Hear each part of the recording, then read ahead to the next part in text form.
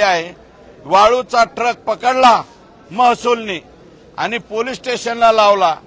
तो पोलीस स्टेशनवरून तो पळवून नेण्याची सुद्धा रात्रीच्याला इथपर्यंत हिमती गेलेले आहेत। ज्या अतिशय राज्याचे मुख्यमंत्री सन्माननीय देवेंद्रजी फडणवीस साहेबांनी बीड जिल्ह्यामध्ये जो संतोष देशमुख यांची निर्घृण हत्या झालेली आहे त्या बाबतीमध्ये अतिशय समर्पक आणि अतिशय चांगलं उत्तर दिलेलं आहे। आमच्या सर्वांचं समाधान झालेलं आहे। याची आयजी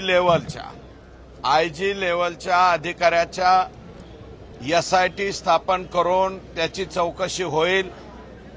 दुसरं आयजीची चौकशी बरोबर न्यायालयीन चौकशी सुद्धा या प्रकरणाची करण्यात येईल आणि त्याचबरोबर इथले भूमाफिया, इथले खडी क्रेशर माफिया, इथले वाळू माफिया आणि हे धमक्या देणं, खंडणी वसूल करणारे, कंपन्यांना त्रास देणारे या सगळ्या लोकांच्या वरती जे गुन्हे अजूनही अनभिज्ञ आहेत, या अशा अनभिज्ञ जे गुन्हे आहेत आणि जे करण्याच्या पाठीमागे ज्यांचा हात आहे अशा सर्वांना एकत्रितरित्या करून त्यांच्यावरती मकोको म्हणजे मोका अंतर्गत कारवाई करण्यात येईल अशा प्रकारचं स्पष्ट त्या ठिकाणी निवेदन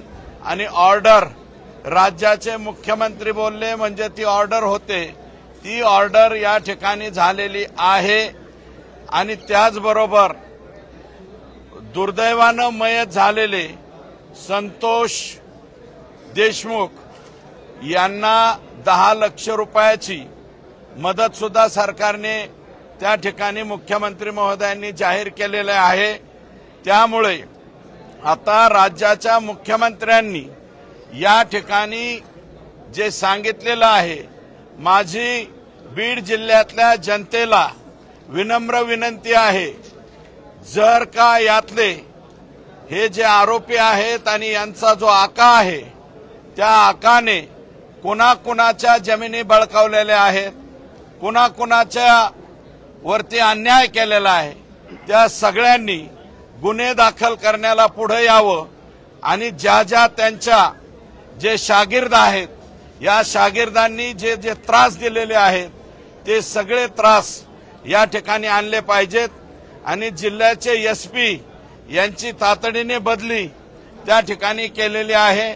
आणि मी मुख्यमंत्री महोदयांकडे आता लगेच मागणी करणार आहे की आम्हाला डायरेक्ट IPS अधिकारी त्या ठिकाणी कडक असा द्यावा, नवीन द्यावा आणि जो यंग असेल तो द्यावा, ज्याच्यावरती कसल्याही प्रकारचे ॲलिगेशन नसावे अशा प्रकारचा अधिकारी द्यावा। आणि हिम्मत तर एवढी बीड जिल्ह्यामध्ये वाढलेली आहे, वाळूचा ट्रक पकडला महसूलने आणि पोलीस स्टेशनला लावला।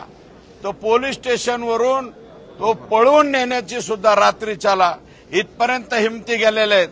ज्या तहसीलमधून अशी कारवाई झालेली आहे, ज्या पोलीस स्टेशनमधून असे ट्रक्स, टिप्पर किंवा ते डंपर हे पळवून नेलेले असतील त्या सगळ्यांच्या वरती कारवाई या ठिकाणी करण्यात यावी आणि मकोको मध्ये म्हणजे मोका कायद्याच्या अंतर्गत हे सगळे लोक येणार आहेत।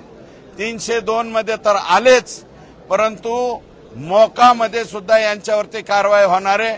अतिशय चांगलं उत्तर, हे जी दुर्दैवी घटना अतिशय निर्घृण, निष्ठुर आणि अन्यायाची आगळीक झालेली आणि आर्त किंकाळी मी संतोष देशमुख आणि त्यांच्या कुटुंबियाची जी मांडली त्याला अतिशय समर्पक उत्तर राज्याचे मुख्यमंत्री यांनी दिली।